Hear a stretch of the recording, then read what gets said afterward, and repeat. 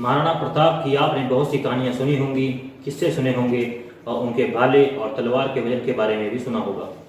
उनकी वेशभूषा और उनके कद के बारे में भी सुना होगा।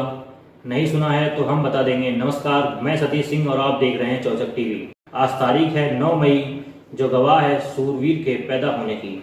उन्होंने कभी अपना सर नहीं झुकाया, गौरव के साथ राज किया और अपनी भूमि को किसी के अधीन होने नहीं दिया। आज हम महाराणा प्रताप कुछ रोचक किस्से सुनाएंगे। चलिए पहले जान लेते हैं महाराणा प्रताप कौन थे। महाराणा प्रताप का जन्म मेवाड़ के शाही राजपूत परिवार में आज ही के दिन 9 मई 1540 को हुआ था। राजस्थान के कुंभलगढ़ में जन्मे महाराणा प्रताप महाराणा उदय सिंह और महारानी जयंती के संतान थे। राणा प्रताप को जितना उनकी बहादुरी के लिए जाना जाता था, उतना ही उनकी दरियादिली और प्रजा व राज्य से उनका प्रेम जग जाहिर है।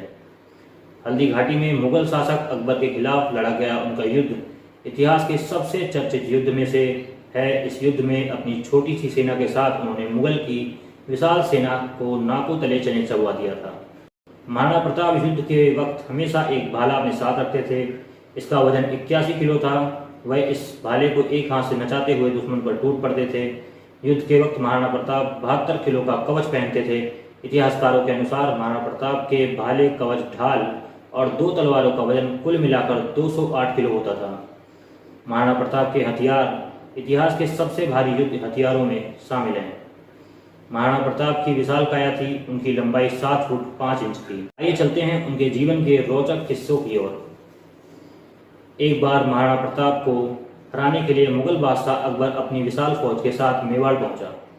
अकबर की फौज ने राजसमंद जिले के पास मगरी पर डेरा डाला। उसके साथ ही बाद मगरी पर ही अकबर का भी पड़ाव लगा दिया गया।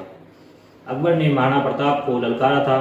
कहते हैं कि जब प्रताप पहुंचे तो उस वक्त रात हो गई थी और अकबर गहरी नींद में सोया हुआ था।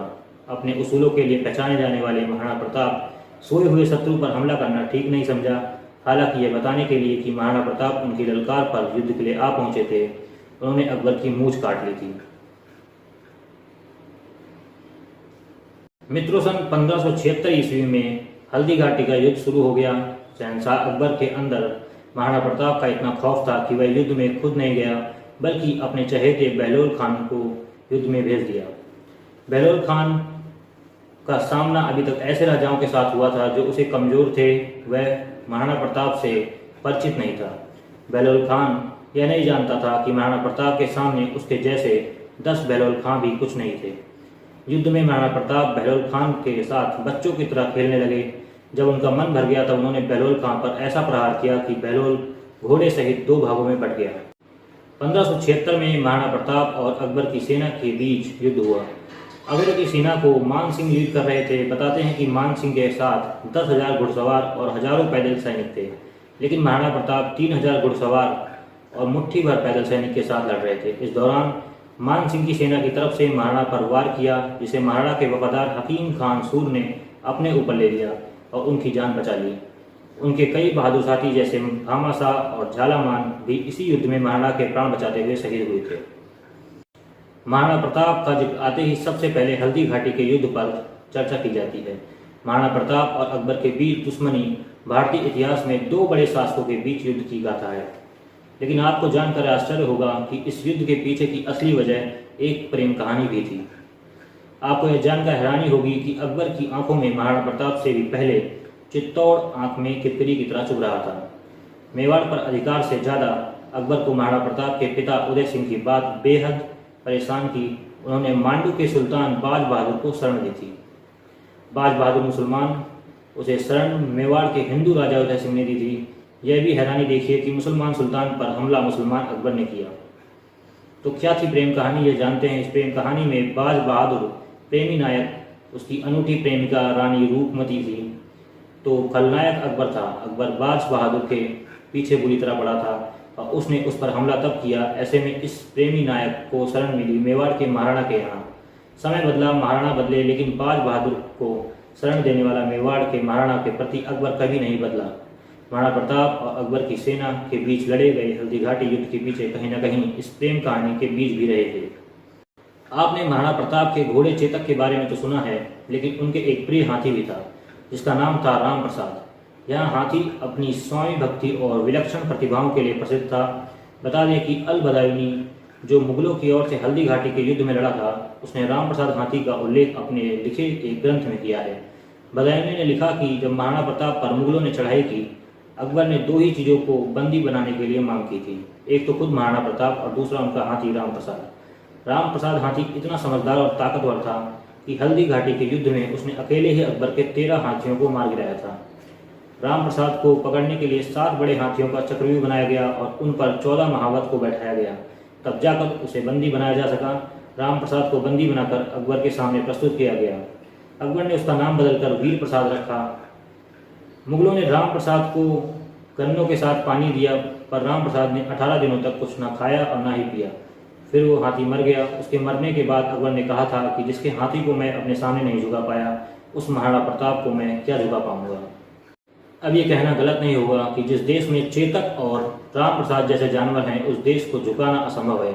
एक सच्चे राजपूत और सच्चे देशभक्त की वजह से हिंदुस्तान एक महान देश बनता है। प्रसिद्ध हल्दी घाटी युद्ध में मेवाड़ी और मुगलों के बीच युद्ध हुआ।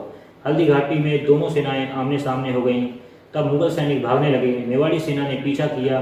खमनौर में दोनों जो टुकड़ी आमने सामने हो गईं, इतना खून बहा कि जंग के मैदान को रक्त तलाई कहा गया।